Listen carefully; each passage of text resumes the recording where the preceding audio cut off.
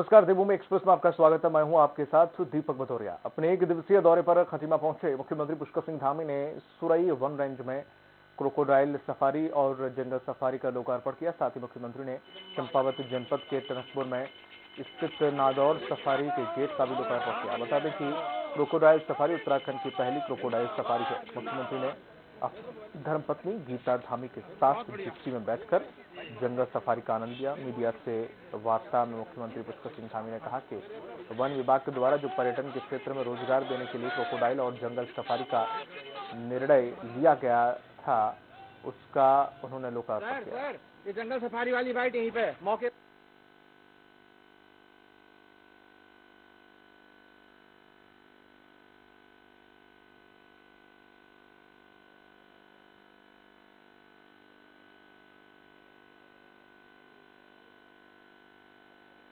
और आपको बता दें कि सुरई वन रेंज में पहुंचे सीएम धामिया नादौर सफारी गेट का भी लोकार्पण किया उन्होंने। और क्रोकोडाइल सफारी प्रदेश का जो पहला क्रोकोडाइल सफारी बनाया गया है वन विभाग के द्वारा, उसका भी लोकार्पण किया।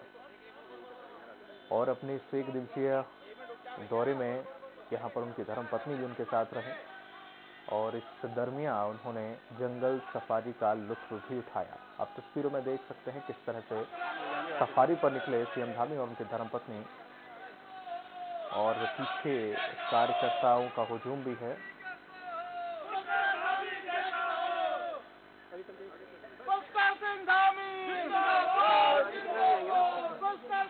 आपको बता दें कि सीएम पुष्कर सिंह धामी ने इसकी तारीफ इसलिए की क्योंकि यह एक पर्यटक के स्थल के तौर पर भी देखा जाएगा और लोगों को, जो वहाँ के स्थानीय लोग हैं, उन्हें रोजगार भी दिलाएगा।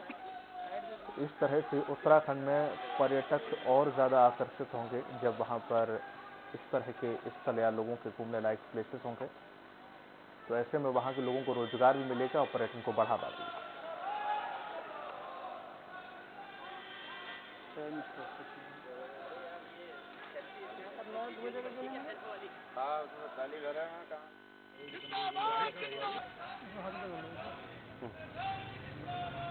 सर ये जंगल सफारी वाली बाइट यहीं पे मौके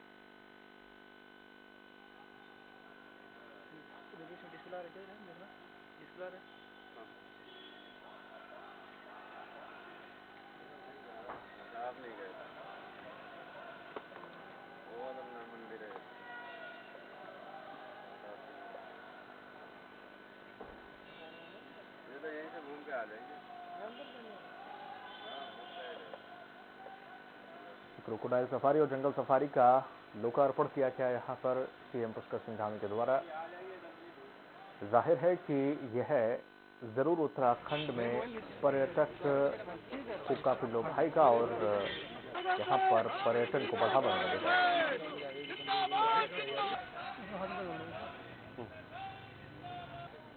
सर ये जंगल सफारी वाली बाइट यहीं पे मौके।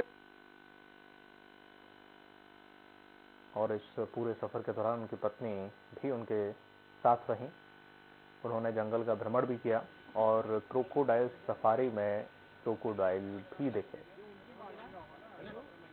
हमारा जो क्रोकोडाइल इको टूरिज्म सेंटर है उसका इनॉग्रेशन किया है। दूसरा ये हमने सुरई के जंगलों में जो हमारा ये टाइगर सफारी है उसका इनॉग्रेशन कर दिया है। क्रोकोडाइल सफारी यहाँ पर प्रारंभ हुई है। क्षेत्रवासियों को पर्यटन को बढ़ाने में यहाँ पर पूरी तरह से पर्यटन बढ़ेगा, इस क्षेत्र में लोगों का व्यापार बढ़ेगा। कैबिनेट मंत्री हरक सिंह रावत ने हरिद्वार में हाइड्रो इलेक्ट्रॉनिक एम्प्लॉयज यूनियन के 22वें वार्षिक उत्सव में शिरकत की और इस मौके पर हरक सिंह रावत ने कहा कि विद्युत कर्मचारियों की 2 को छोड़कर सभी मांगें मान ली गई हैं। 2 मांगों को भी जल्द ही पूरा कर लिया जाएगा। आयुर्वेदिक विश्वविद्यालय में मृत्युंजय मिश्रा की वापसी को लेकर हरक सिंह ने कहा कि कोर्ट के आदेश पर आगे की कार्रवाई की जा सकती है। और कोटद्वार में मेडिकल कॉलेज को लेकर नाराजगी पर उन्होंने कहा कि जनता की आवाज वह हमेशा से उठाते रहे हैं। इसके साथ ही उन्होंने कहा कि हरीश रावत की जुबान पर विश्वास नहीं किया जा सकता। जब तक कोई अंतिम निर्णय किसी के बारे में नहीं हो जाता है, मैं क्योंकि एक शिक्षक रहा हूँ, कानून को भी बहुत अच्छे से जानता हूँ, क्योंकि कोई केवल मुकदमा दर्ज होने से, उसके खिलाफ कोई कानूनी कार्रवाई चलने से आप उसको अपराधी नहीं मान सकते हैं जब तक उसके खिलाफ कोई अंतिम फैसला न्यायालय से नहीं हो। खबर देहरादून से है, जहां पर बीजेपी में एक बार फिर सियासी पारा चढ़ा हुआ है, जहां बीजेपी विधायक महंत दिलीप रावत ने सीएम को पत्र लिखा है और पत्र में वन मंत्री हरक सिंह रावत पर गंभीर आरोप लगाए के कहा और कि मंत्री रावत खनन और अवैध निर्माण कराने का उन पर आरोप लगाए और वन मंत्री के खिलाफ कार्रवाई करने की मांग की गई है।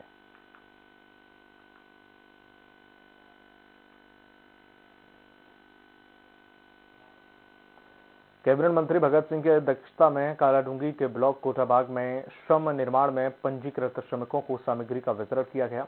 उन्होंने भवन और अन्य सनिर्माण कामगार बोर्ड के अंतर्गत सामान का वितरण किया गया और पंजीकृत निर्माण श्रमिकों को साइकिल, कंबल, सोलर लैंटेन और सिलाई मशीन, छाता, सैनिटरी पैड का वितरण कोटाबाग ब्लॉक में किया गया और नए पंजीकृत श्रमिकों और पुराने पंजीकृत श्रमिकों को लंबे समय के इंतजार के बाद आवश्यक सामग्री का वितरण किया गया है। इस कार्यक्रम के दौरान विधायक वंशीधर भगत उपस्थित थे।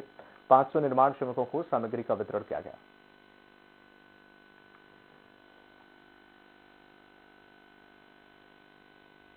जो श्रमिक हैं, जिनका रजिस्ट्रेशन है, उनको सामान मिल रहा है, विभिन्न प्रकार का साइकिल मिल रहा है, लालटेन मिल रहा है, कंबल मिल रहा है, बहुत कुछ मिल रहा है। आज 500 लोगों की सामग्री यहाँ पर है।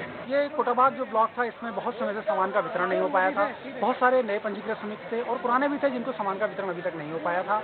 हमने उनका यहाँ पर वितरण किया है। हमारे यहाँ पर पिथौरागढ़ विधायक चंद्रा पंत ने यहाँ अंचोली सिवनी तोली सड़क पर घरेलू गैस सिलेंडर वितरण वाहन का फीता काटकर शुभारंभ किया। माननीय विधायक महोदय, इस दौरान उन्होंने कहा कि अधिक गांव में रहने वाले लोगों को इस योजना का लाभ मिलेगा और साथ ही चंद्रपंत बोली कि इनका यह प्रयास रहता है कि क्षेत्रवासियों की समस्याओं का निराकरण शीघ्र किया जाए। इसी क्रम में घरेलू गैस सिलेंडर वितरण के इस वाहन की स्वीकृति दी गई है और जिससे क्षेत्र की महिलाओं को घरेलू सिलेंडर के लिए परेशान न होना पड़े।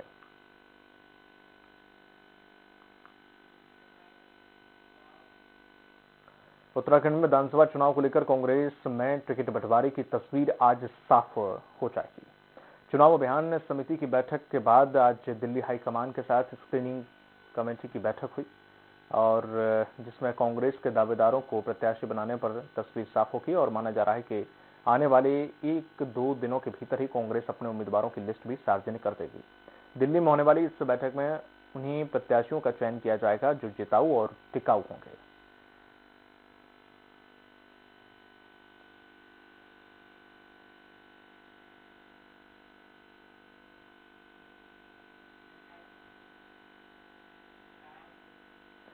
सितारगंज में किसान शहीद स्मारक का जिला पंचायत अध्यक्ष रेणु गंगवार के पति और प्रतिनिधि कांग्रेस नेता सुरेश गंगवार ने समर्थकों के साथ शहीद स्मारक का निरीक्षण किया। बता दें कि किसान आंदोलन के दौरान शहीद हुए किसान स्मारक बनाया जा रहा है, जिसका भारतीय किसान यूनियन के राष्ट्रीय अध्यक्ष राकेश टिकैत 30 दिसंबर को उद्घाटन करेंगे।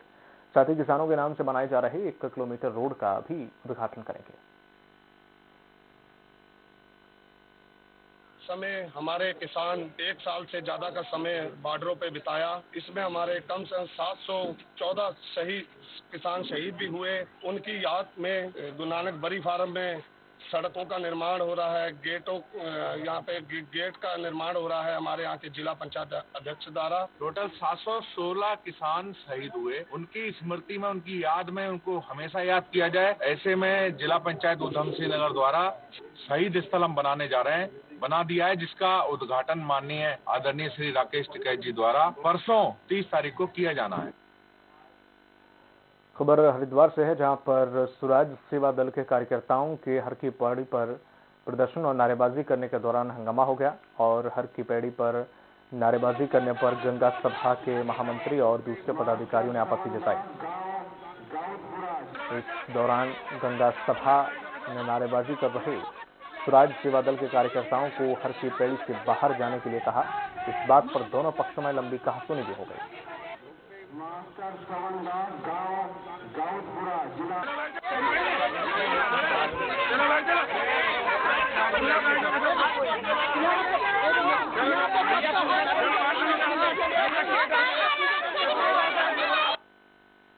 उन सत्ताधारी नेताओं से कहता हूं कि ऐसे धार्मिक स्थलों पर उन लोगों को अपने किसी भी संगठन से न जोड़ा जाए, अपने किसी भी पार्टी से न जोड़ा जाए, क्योंकि यह मां गंगा का अपमान है। पूजा पाठ करते करते उन्होंने अपने हाथ से कुछ तख्तियां निकाली, जो भी उनके जो संस्था की होंगी या जो भी होगा, और उन्होंने ब्रह्मकुंड पर भाषणबाजी शुरू कर दी। और इसी बात का हमने विरोध करते हुए उन्हें इस काम को करने के लिए मना किया। काशीपुर के आम आदमी पार्टी कार्यालय पर कार्यकर्ता अभिनंदन समारोह का आयोजन किया गया, जिसमें पार्टी के क्रांतिकारी कार्यकर्ताओं की भारी भीड़ उमड़ पड़ी, जबकि अकेले काशीपुर विधानसभा क्षेत्र के कार्यकर्ताओं का यह कार्यक्रम था, जिसमें पुरुष कार्यकर्ताओं और पदाधिकारियों के साथ साथ महिला कार्यकर्ताओं और पदाधिकारियों की तादाद भी पुरुषों से कम नहीं देखी गई। कार्यक्रम में वार्ड अध्यक्षों, ग्राम प्रभारी, महिला और पुरुष बूथ अध्यक्षों, बूथ कमेटियों के सदस्यों को सम्मानित किया गया। जो सब लगातार 1.5 साल से एक एक घर पर पार्टी के कार्यक्रमों को लेकर जा रहे हैं, नव वर्ष के आने से पहले जो परिवर्तन की लड़ाई चल रही है और जिस व्यवस्था को बदलने के लिए लोग लड़ाई लड़ रहे हैं, आज उनके अभिनंदन और स्वागत का ये कार्यक्रम रखा गया। उत्तराखंड में जल्द ही विधानसभा चुनाव होने वाले हैं और ऐसे में लोगों ने अपनी लंबित मांगों को लेकर सड़कों पर उतरना शुरू कर दिया है। उत्तरकाशी के ग्राम पंचायत कुठार ने यहां ग्रामीणों ने पंचायत करके निर्णय लिया है कि वे इस बार वोट नहीं देंगे और चुनाव का बहिष्कार करेंगे। ग्रामीणों का कहना है कि पिछले कई वर्षों से उनकी मोटर मार्ग की मांग है, जिसे अभी तक पूरा नहीं किया गया है।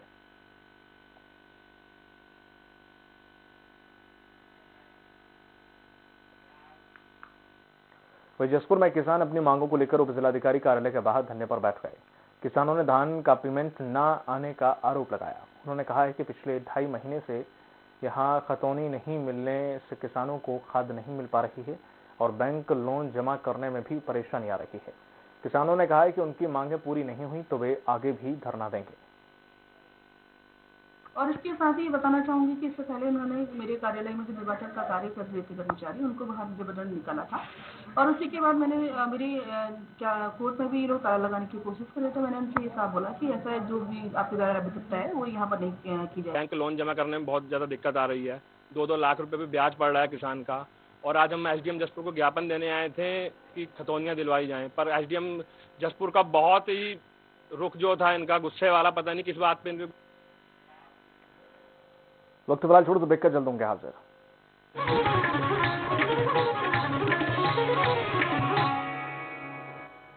रूप मंत्रा आयुर्वेदिक फेस वॉश, इसमें है क्यूकम्बर के प्योर एक्सट्रैक्ट जो नेचुरली चेहरे को मॉइस्चराइज रखे। ये कोई कॉस्मेटिक नहीं, आयुर्वेदिक औषधि है। 2017 से पहले आस्था का होता था अपमान, 2017 के बाद उसे मिल रहा उचित सम्मान। फर्क साफ है। 2017 से पहले रंगदारी के कारण करना पड़ता था पलायन, 2017 के बाद सुरक्षित माहौल में हो रही घर वापसी। फर्क साफ है। 2017 से पहले मारा जाता था गरीबों का हक, 2017 के बाद पीएम आवास के जरिए मिली पक्की छत। फर्क साफ है। 2017 से पहले भूमाफिया रहते थे मौज में, 2017 के बाद रहते हैं जेल में। फर्क साफ है। मुल्तानी कोका, कफ सिरप, तुलसी, वसा, यस्ती मधु, पिपली के गुणों से भरपूर, जो खांसी पर करे तुरंत असर, ताकि बदलते मौसम के साथ आप न बदलें। छत्तीसगढ़ में मौसम विभाग की चेतावनी के बावजूद समितियों की ओर से खरीदे गए धान को बारिश से बचाने के लिए सरकार के द्वारा किए गए इंतजाम है नाकाफी, या फिर सहकारिता विभाग की लापरवाही से करोड़ों का धान हुआ खराब।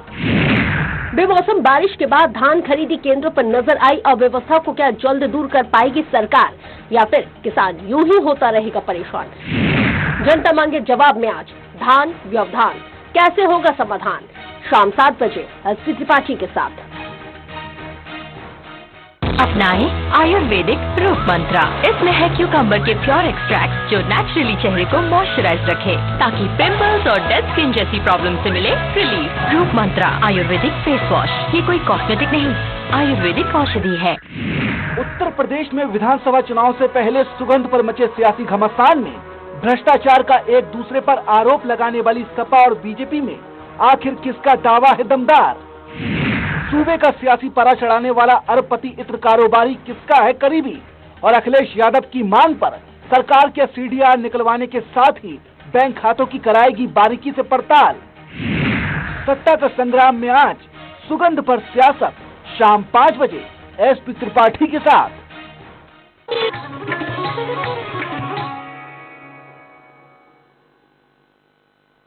देखिए बात स्वागत है आपका। रुक करते हैं अगली खबर की ओर। खबर सितारगंज से है, जहां पर नानकमत्ता साहिब में एक ही परिवार के 4 लोगों के शव मिलने से सनसनी फैल गई। जानकारी के अनुसार नानकमत्ता बाईपास पुल के पास एक झोपड़ी में 2 शव मिले हैं और जब पुलिस मृतक के घर पहुंची तो मृतक के घर में 2 और शव बरामद हुए, जिससे पूरे इलाके में दहशत का माहौल बना हुआ है। फिलहाल पुलिस शव को कब्जे में लेकर जांच में जुट गई है।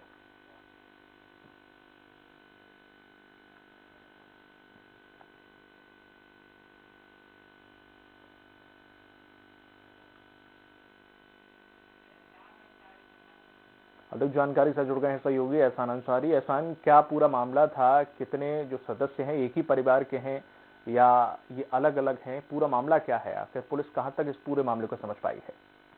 जी दीपक जी, बताना चाहूंगा कि जिस तरह से ये जो 4 मर्डर हुए हैं, इससे बड़ा सनसनी क्षेत्र में फैल गई है। बड़ा लोगों में अफरा तफरी का माहौल है। उसको देखते हुए नानकमत्ता से बाजार भी बंद कर दिया गया है। ये 2 शव जो है, बाईपास रोड है, बाईपास रोड निकलता है खटीमा के लिए, N74। इसमें 2 शव, एक झोपड़ी में 2 शव मिले थे। उसके बाद 2 शव, उसके बाद जब पुलिस पहुंचती, छानबीन करती है, मृतक के घर तक पहुंचती है, तो 2 शव वहां भी पड़े मिलते हैं, जो कि एक शव मृतक की बीवी का होता है, दूसरा शव उसकी नानी का होता है। और ये मृतक की पहचान अजय रस्तोगी के नाम से उसके भाई ने पहचान करी है ये। और बाकी जो है जिले के आला अधिकारी मौके पर पहुंच गए हैं।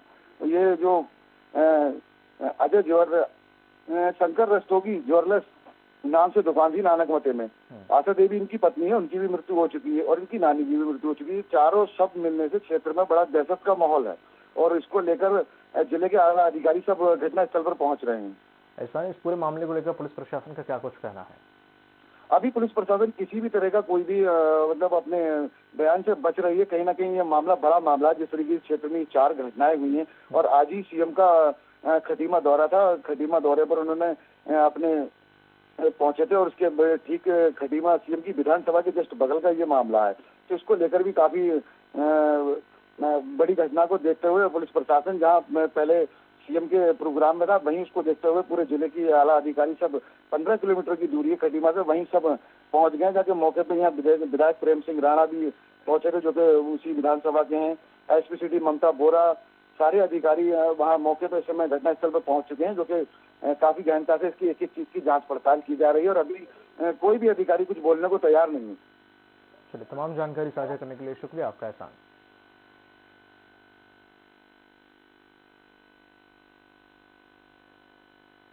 और आपको बता दें कि सितारगंज में ये 4 शव मिले हैं, जिसके बाद इलाके में सनसनी फैल गई है। पुलिस पूरे मामले की जांच में जुटी हुई है।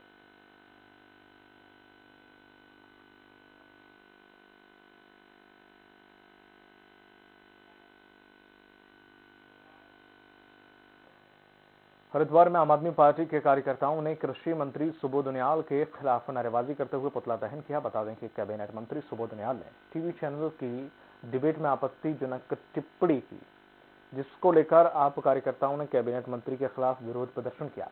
वहीं हेमा भंडारी ने कहा है कि मंत्री सुबोध उनियाल को उत्तराखंड की जनता से माफी मांगनी चाहिए।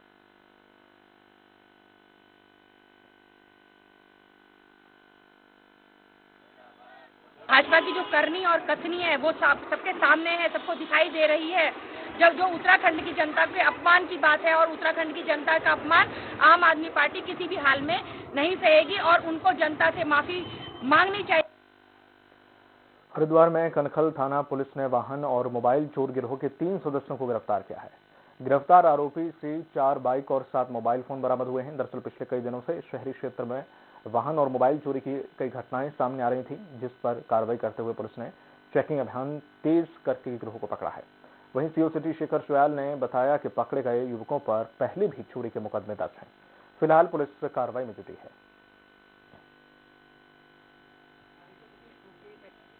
तो मैं पुलिस को चेक करते हुए देखने पर शक पकाए और भागे, तो पुलिस ने उनका पीछा किया, पकड़ा, तो पता लगा कि उनके पास जो ये बाइक है ये चोरी की है, जो ज्वालापुर थाने से पिछले 2-3 दिनों पहले चोरी हुई थी। कोरोना के नए वेरिएंट ओमिक्रॉन को लेकर हरिद्वार पुलिस सख्त हो गई है। पुलिस नाइट कर्फ्यू का सख्ती से पालन करा रही है। पुलिस अधिकारियों का कहना है कि नए साल के मौके पर भी सख्ती से सरकार के द्वारा जारी गाइडलाइंस का पालन कराया जाएगा और एसपी सिटी स्वतंत्र कुमार सिंह ने बताया है कि दुकानों के बाहर सर्कल्स बनाकर सोशल डिस्टेंसिंग का पालन कराया जा रहा है।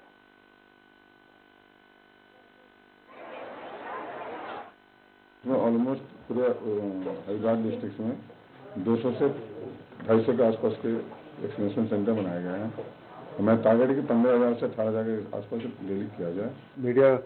मीडिया के भी कर्मी वहाँ पे उपस्थित थे। सभी लोगों से अपील भी की गई कि अपने अपने दुकान के आगे गोले बनाना शुरू कर दें, जिससे कि सोशल डिस्टेंसिंग को मेंटेन किया जाए। और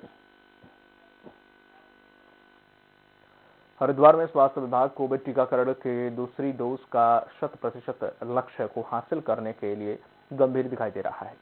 स्वास्थ्य विभाग अपने लक्ष्य को पूरा करने के लिए विशेष टीकाकरण अभियान चला रहा है। कोरोना के नए वेरिएंट ओमिक्रॉन को लेकर जिला प्रशासन सतर्क है। कंट्रोल रूम स्थापित करने के साथ ही विदेशी यात्रियों की ट्रैकिंग की जा रही है। सैंपलिंग की रफ्तार बढ़ाने से लेकर टीकाकरण से वंचित व्यक्तियों का टीकाकरण किया जा रहा है।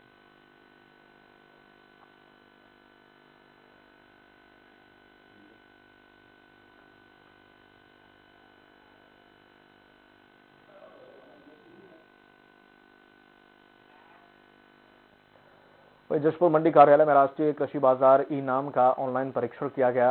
मंडी समिति सभागार में प्रशिक्षक मोहम्मद मोहसिन और आरिश मलिक ने बताया कि किसान एफपीओ और आड़तियों को इनाम पोर्टल में पंजीकृत किया जा रहा है। किसान अपनी उत्पादन की गुणवत्ता मांगों की जानकारी के लिए मंडी समिति के लैब में निःशुल्क जांच की सुविधा ले सकेंगे। इनाम ऐप में फसलों की गुणवत्ता, मूल्य एवं व्यापार आदि की जानकारी आसानी से मिल सकती है।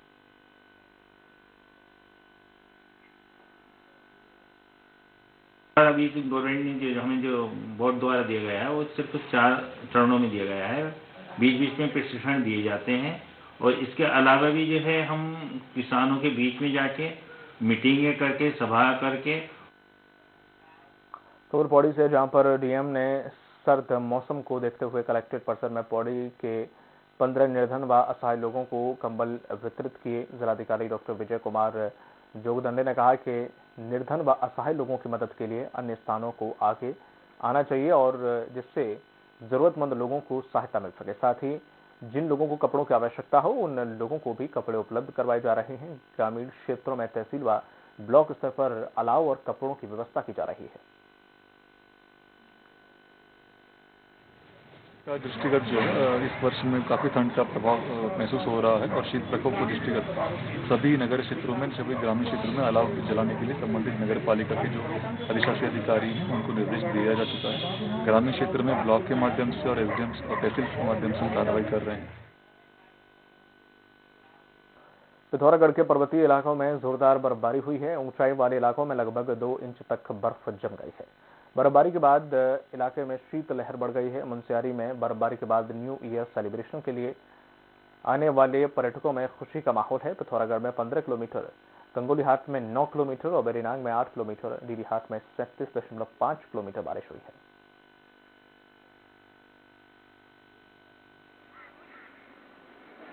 कल रात से ही लगभग 12 बजे से बर्फबारी जारी है, जो अभी तक भी जारी है।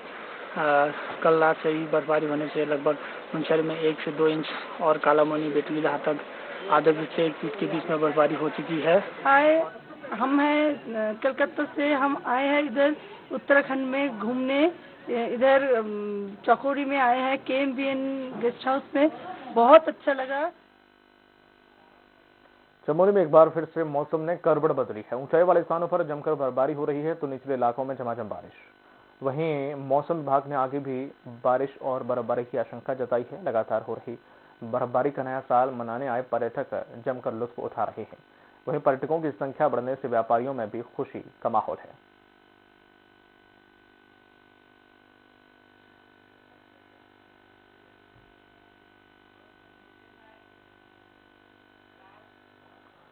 इस बुलेटिन में फिलहाल इतना ही। दीजिए इजाजत, नमस्कार।